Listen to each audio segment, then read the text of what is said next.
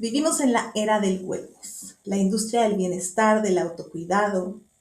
Esta industria cada vez es más gigantesca. Imagínate que ya actualmente es más grande que la farmacéutica y la deportiva juntas. Tenemos de todo: gurús, apps, retiros, suplementos para lo que tú quieras. Nunca antes habíamos hablado tanto acerca de sanar. Y sin embargo, si vemos la data dura, los indicadores globales de salud mental, de ansiedad, de depresión, de enfermedades crónicas, no solamente no están mejorando, sino que muchas veces están empeorando. Y entonces, ¿qué fregados está pasando? Esa es la pregunta del millón, y creo que el problema radica en una confusión de fondo. Quizá el problema no es que nos falten herramientas o que no estemos comprando suficientes jugos verdes en la mañana o estemos tomando suficientes clases de yoga. La pregunta que sería mucho más profunda es: ¿qué entendemos? ¿Qué estamos entendiendo realmente por sanar? Porque parece que hemos confundido sanar con arreglar, con optimizar, como si fuéramos un celular al que hay que descargarle la nueva actualización para que funcione mejor.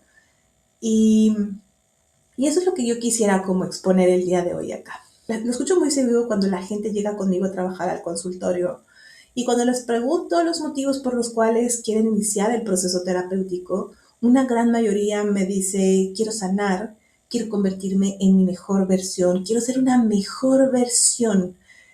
Y esto de la mejor versión suena justamente a eso, ¿no? Como si hubiera un discurso de fondo de que hay algo dentro de nosotros que no está al 100% optimizado, algo que está fallado o inclusive algo que estuviera roto. Entonces, quiero que pensemos justamente en esto que hemos comprendido acerca del concepto de sanar, más allá del marketing, porque buena industria, la industria del wellness, nos ha hecho eso, tener una necesidad de bienestar, pero que viene más con este halo de marketing. Y, y yo el día de hoy te quiero hablar justamente con bases biológicas e inclusive de la física.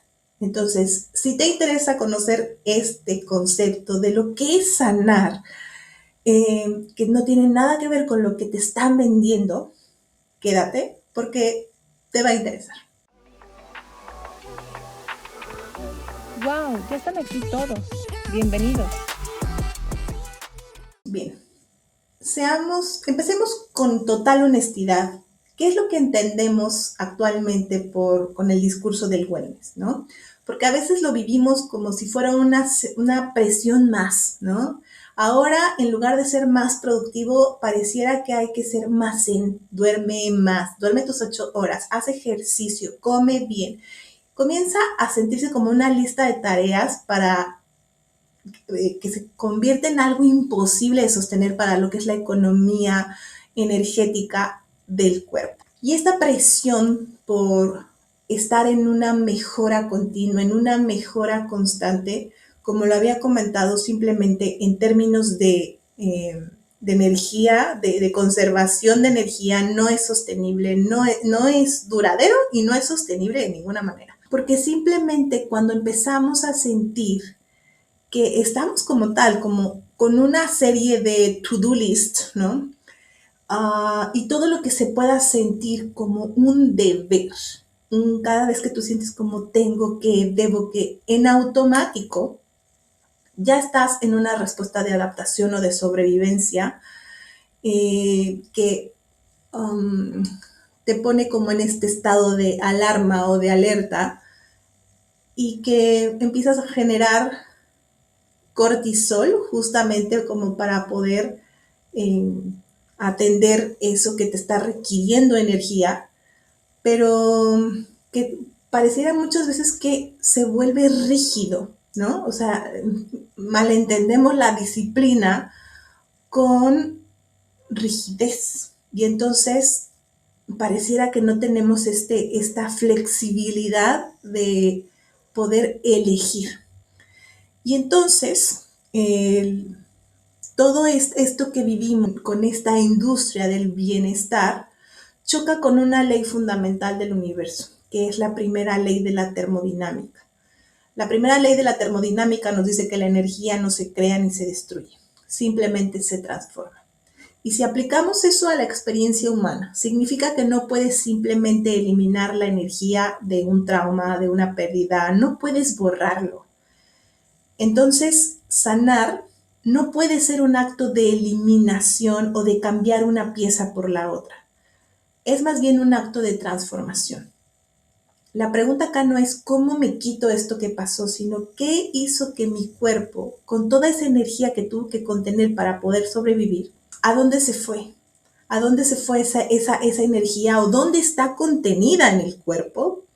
Que probablemente no se puede del todo liberar o no se ha podido del todo liberar porque se están manteniendo también estrategias de sobrevivencia. Y hay algo que quiero, o sea, que me gustaría ser cuidadosa justamente cuando estoy hablando de energía, ¿no? De la energía corporal. No me estoy refiriendo a algo místico, no me estoy refiriendo a auras, a vibraciones místicas, para nada. Aunque muchas tradiciones antiguas quizá intuían algo muy importante con lo que es la fuerza vital, para términos del video que estoy grabando y el propósito de este video, me estoy basando más en lo que es la biología y la física, ¿ok? Entonces, piensa, por ejemplo, en una roca. Una roca tiene energía, pero está en perfecto equilibrio con su entorno. No gasta energía, no hace nada, está en completo reposo. Pero tú y yo, en este momento, estamos intercambiando información, somos sistemas vivos y los sistemas están en constante actividad. Para mantener este estado que llamamos vida, necesitamos invertir una cantidad brutal de energía. La termodinámica tiene un nombre para eso, y es que nos dice que somos sistemas abiertos, lejos del equilibrio. Y aquí voy a hacer un paréntesis, porque cuando yo pude comprender el concepto de lo que significa estar lejos del equilibrio,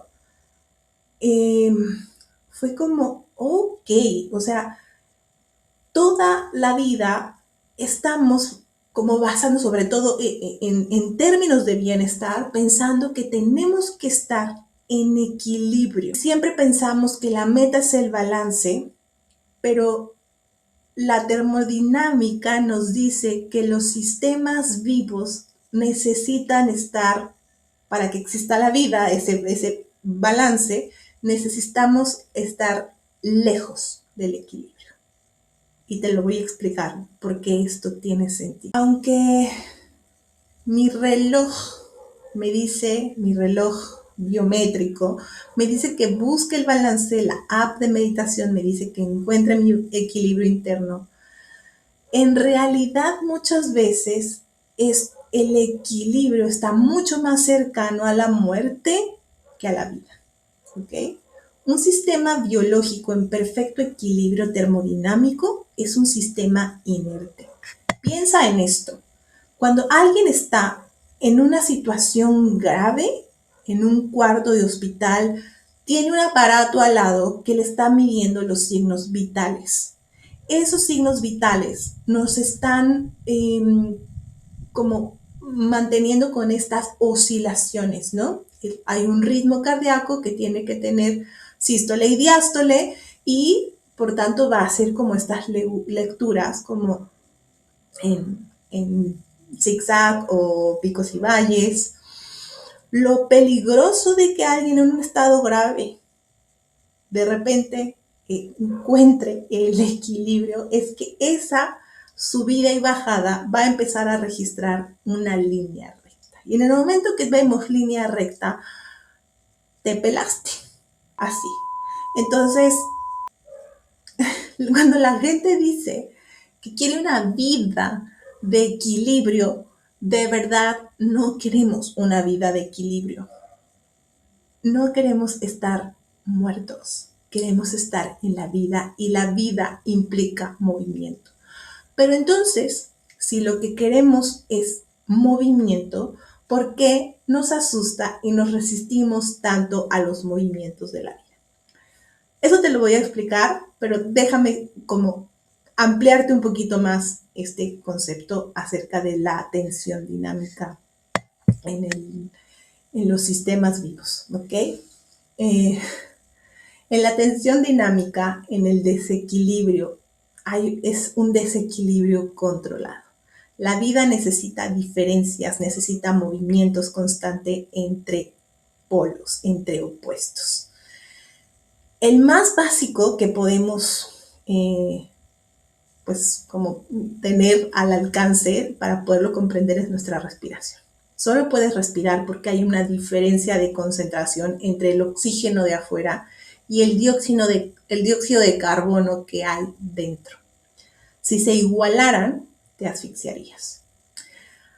O a nivel microscópico, en tu cerebro, una neurona solo puede disparar un impulso eléctrico, tener un pensamiento, porque mantiene una diferencia de carga eléctrica. Ahí lo podemos ver cuando se bombean los iones de sodio y potasio. Si esa diferencia desapareciera, la neurona se apagaría. Entonces,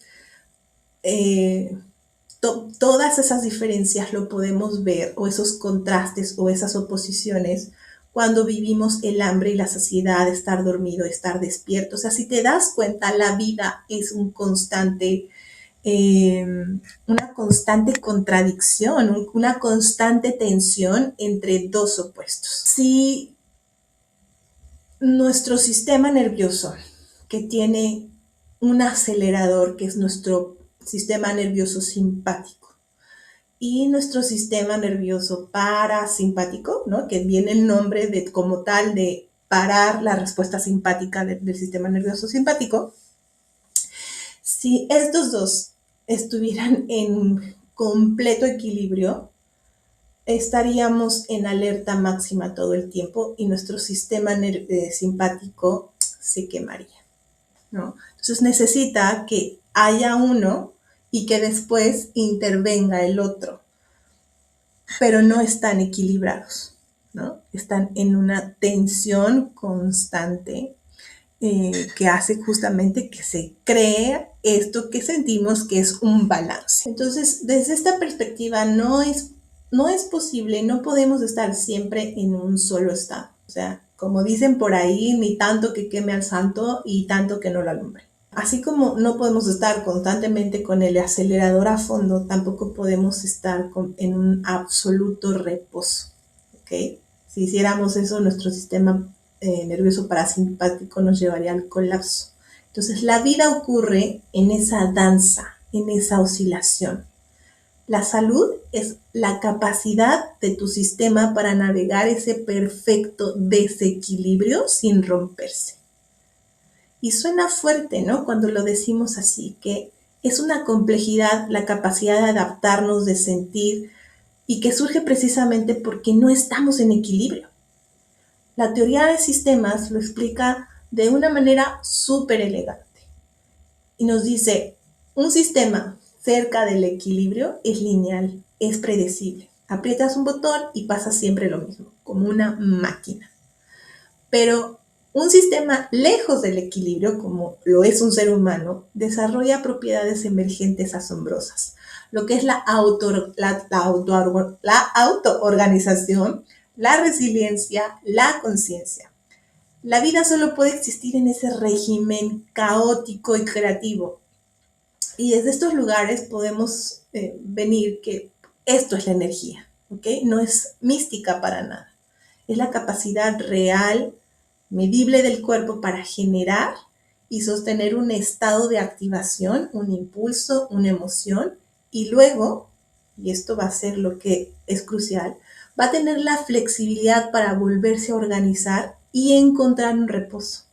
Y eso es lo que nos lleva directamente a que el director de esa orquesta, que es nuestro sistema nervioso, un sistema nervioso sano, no vive en una calma permanente. Eso sería estar en un sistema nervioso apagado. Un sistema nervioso sano busca y necesita flexibilidad. Los médicos miden esto con algo que se llama variabilidad del ritmo cardíaco, del que te hablé en mi video anterior. Y eso es lo que justamente hace que nuestro corazón se recupere justamente cuando hay una respuesta. Nos mide las variaciones en el tiempo que pasa entre cada latido. Un corazón sano es como un metrónomo perfecto. Acelera sutilmente cuando inhalas y desacelera cuando exhalas. Un sistema nervioso flexible muestra una alta variabilidad, como un coche con muy buenos frenos y un buen acelerador, que puede navegar el tráfico con suavidad. Un sistema estresado, rígido, muestra muy poca variabilidad y es como si el pedal del acelerador estuviera atascado. Entonces, con esta analogía, cuando perdemos esa flexibilidad, esa capacidad de acelerar y frenar, es cuando nos quedamos atascados, atorados, nos quedamos en un extremo y los conocemos bien. Porque por un lado te quedas con el acelerador a fondo, y esto es la rigidez, el hipercontrol, la ansiedad crónica, la tensión que se siente en los hombros, la mente que no para, el cuerpo que está gritando, que se siente en peligro constante, en donde no puedes dormir, estás hipervigilante, incluso aunque no haya un peligro real. Y está el otro extremo, que sería quedarse con el freno de mano puesto, que sería el colapso, el apagamiento, la sensación de estar congelado, la famosa depresión profunda, donde no hay energía para nada. Ese espacio es como si dijera tu sistema, no puedo más, desconéctame. Y es cuando sientes literalmente que te bajaron el switch, ¿ok? Entonces, muchas personas empiezan a preocuparse porque cuando están en este lugar de un sistema nervioso parasimpático que necesita llegar al colapso, porque si no te para, tú no paras, güey. O sea, llegaste ahí porque neta metiste el acelerador a fondo de manera continua y crónica y te pasaste todas las señales. Y entonces, haz de cuenta que el sistema nervioso parasimpático se puso en automático y dijo, si no le pongo el freno, este güey se va a matar. Entonces, mucha gente empieza a sentir como una despersonalización, como todo lo que me gustaba, todo lo que me interesaba antes, ahorita ya no me motiva, ya nada me gusta, no quiero estar con la gente, me siento apático, me cae mal la gente, no quiero estar en contacto con la gente. Todo lo que tengo, todo lo que antes para mí era importante, hoy por hoy me vale madres. Y es algo fuerte. Pero no es que realmente estés cambiando, simplemente que estás justamente en un estado de colapso y lo que tú estás pensando en ese lugar, lo que tú estás creyendo de ti en ese espacio, no es la realidad, no es quien tú eres, no es que no haya forma de salir ahí, es como estar en un hoyo y no está, o sea, por supuesto que no se siente nada padre, pero yo siempre les digo a las personas que llegan justamente como en ese estado depresivo, en ese estado de colapso, eh, ninguna decisión importante debería tomarse desde ese lugar. Porque justamente no estamos viendo las cosas como realmente somos y no estamos comprendiendo que lo que nos llevó a ese lugar fue justamente el no saber parar y que lo que está pidiendo nuestro sistema nervioso es regresar a ese estado de reparación y de desequilibrio, ¿ok? De desequilibrio perfecto. Entonces, todo esto que te platico, pues son manifestaciones de justamente la pérdida de esa danza fluida. El sistema, cuando estamos ahí, ya no oscila, se queda pegado justamente a un polo. Si vemos el trauma desde la lente biológica, no es solo algo que pasó desde hace años, es algo que está pasando en el cuerpo y que se está activando en este momento. El trauma es esa rigidez, es esa pérdida del rango del sistema, del rango de poder movernos de un lugar a otro. Fisiológicamente el trauma es la rigidez, es el rango de respuesta de nuestro sistema nervioso. Y por lo tanto, esto es fundamental. La sanación no puede ser alcanzar un estado de paz perpetua. Tiene que ser otra cosa. La sanación es la recuperación del movimiento interno. Es volver a abrir la capacidad, ampliar nuestro rango en el que nuestro sistema pueda operar con seguridad. Y tener esta amplitud de nuestro marco interno lo cambia todo. Entonces, volvamos a repensar nuestra industria del wellness. Tenemos una persona cuyo sistema, por su historia, opera en un rango muy rígido. Quizá vive con inflamación crónica porque su sistema de alertas estuvo encendido por años. Para poder sobrevivir, esa persona probablemente le digamos, relájate, ¿no? O sea, suelta, medita, trata de poner tu mente en blanco, no pienses. Y esto es brutalmente importante, porque para un sistema nervioso que aprendió que la hipervigilancia es sinónimo de sobrevivir, esas palabras no se traducen como un alivio. Es como decirle a una persona que vive en dolor crónico, güey, no te quejes, ¿no? O sea, o como es mental, güey, o sea, como relájate. No, o sea, ahí hay algo que por más que yo quiera soltar, no puedo. Entonces, esas frases son súper, iba a decir como, sí, agresivas, sí. O sea, la palabra es que suena a una agresión. ¿Por qué? Pues porque la persona no está escuchando, o sea, si quisiera, si pudiera relajarme lo haría, ¿no? Pero simplemente no encuentro la forma, no sé cómo hacerlo. Es por eso que interviene el sistema nervioso parasimpático en algún momento con este colapso, ¿no? Porque si la persona cognitivamente supiera cómo hacerlo, simplemente lo haría, ¿ok? Ahora, bajar la guardia para un sistema nervioso que justamente ha aprendido a estar ahí de manera crónica, a veces se puede sentir como bajar la guardia, es como entregar el cuello, entregar el cuello al enemigo, ¿no? A dejar que el león le muerda el cuello a la cebra. Entonces, pues vamos a hacer lo último para sobrevivir. Y el movimiento, el constante movimiento, el constante estar alerta, el constantemente estar vigilante fue una estrategia que salvaguardó la vida. Entonces, para muchas personas la quietud no se siente como un espacio seguro, se siente más bien como un peligro de muerte. A muchas personas cuando bajan el ritmo es justamente en esos espacios antes de ir a dormir, donde no hay nada como con lo que me pueda distraer o algo que me haga ruido de fondo. O sea, son personas que a lo mejor necesitan tener constantemente la televisión encendida, el radio encendido, que haya ruido de fondo, porque si yo me quedo en silencio, como eso, como un proceso de meditación, en donde necesito como aprender a escucharme y estar conmigo mismo, con mis pensamientos, puede ser como no sostenible y despertar mucha ansiedad. Yo particularmente he sentido esa sensación de que si paras en un momento el pánico invade. La revelación aquí es que para muchísimos cuerpos simplemente descansar no se siente seguro.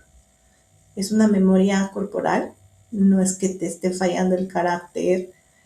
Y, por ejemplo, he trabajado con personas que crecieron en ambientes muy caóticos y de adultos logran una vida estable y segura.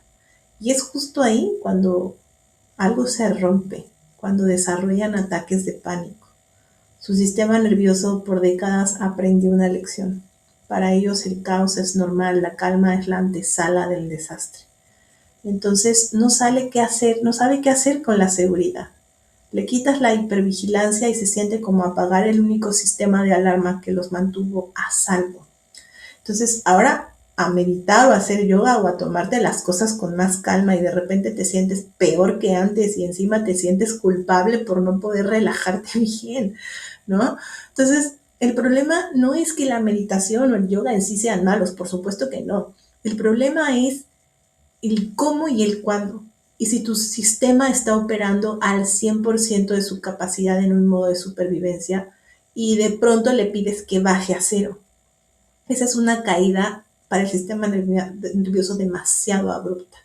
El sistema puede interpretarlo como una falla catastrófica, como un colapso, y por eso para muchas personas el camino no empieza con calma, empieza con crear seguridad interna.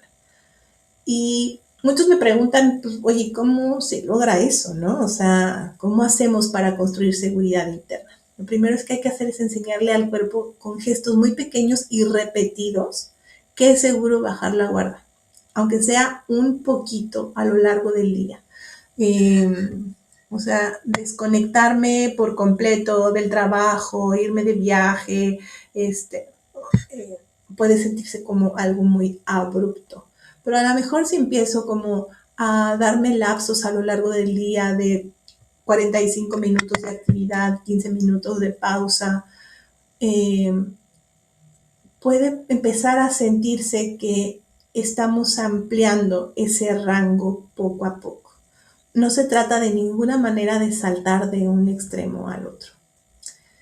Y ahí está, ¿no? Esta es, pues para mí, una conclusión muy potente. El cuerpo no necesita estar en equilibrio. No busques estar en equilibrio. Aprende cómo poder oscilar, cómo poder moverte entre la activación y el reposo sin perder tu sensación de seguridad interna. Y esa es la esencia para mí o la falla fundamental de la industria del wellness. No es que sea una industria malintencionada, maquiavélica, ¿no? Es que no necesariamente falla por una razón en sí de diseño. Falla porque, en primer lugar, vende equilibrio a sistemas que biológicamente necesitan oscilación. Vende quietud a organismos cuya esencia es el ritmo. Y vende la idea de una meseta de paz cuando la vida es una topografía de picos y valles. Y para mí la más importante de todas, porque creo que las propuestas son interesantes y todos estamos bien intencionados de aportar con un granito de arena al bienestar de las personas, pero no existen soluciones universales, ¿no? Los 5 pasos para la felicidad a organismos que han aprendido a sobrevivir de formas únicas y profundamente personales. Es como si nos hubieran enseñado a buscar la salud en el mapa equivocado. Hemos intentado regular sistemas vivos que son complejos, que son sensibles. Los hemos querido hacer con protocolos y fórmulas pensadas para optimizar máquinas. Si tienes ansiedad, aprieta el botón de meditación. Si tienes tristeza, instala este software de pensamiento positivo. Y un cuerpo no es una máquina, es un sistema vivo histórico. No se organiza eliminando las tensiones, tomando suplementos por sí solo, sino porque las tensiones son parte de la vida. Se organiza aprendiendo a sostener justamente esas tensiones sin colapsar, aprendiendo a navegar las olas de la vida en lugar de intentar aplanar el océano. Entonces, después de todo este recorrido que hemos hecho a lo largo de este video, la pregunta final es si sanar no es arreglarse, si no es apagar lo que duele ni forzarnos a estar bien. ¿Qué es sanar? Y para mí, sanar es devolverle al cuerpo su capacidad de moverse con seguridad, de recuperar fluidez, de recuperar flexibilidad para transitar entre la activación y el descanso, entre el impulso de actuar y la capacidad de pausar. Es navegar todas nuestras contradicciones humanas sin quedarnos atorados, atascados en ninguna. Es un cambio de paradigma total, el cual implica dejar de luchar contra nuestro propio sistema nervioso y empezar a escucharlo, dejar de juzgarnos porque no encajamos en lo que todo mundo cree que debería de hacer para estar bien. Y sobre todo es aprender a respetar ritmos internos desde un acto de curiosidad y no de corrección. Porque al final la vida no ocurre en la calma absoluta ni en la activación frenética, ocurre justamente en medio, en el ritmo que conecta a ambas. Y con esta idea me gustaría cerrar este video. Si la salud no es un estado de quietud que debamos alcanzar, sino la capacidad de navegar el movimiento constante de la vida, queda una pequeña pregunta para reflexionar. ¿Qué pequeño ritmo, qué minúscula oscilación entre la acción y la pausa podríamos reintroducir conscientemente en nuestro día? No con la meta ambiciosa de estar en paz, sino con la intención más humilde y fundamental de sentirnos el día de hoy un poquito más vivos. Nos vemos la siguiente semana, nos vemos pronto para otro pedacito más de entender y escuchar al cuerpo, conciencia, con presencia, con conexión. Bye bye.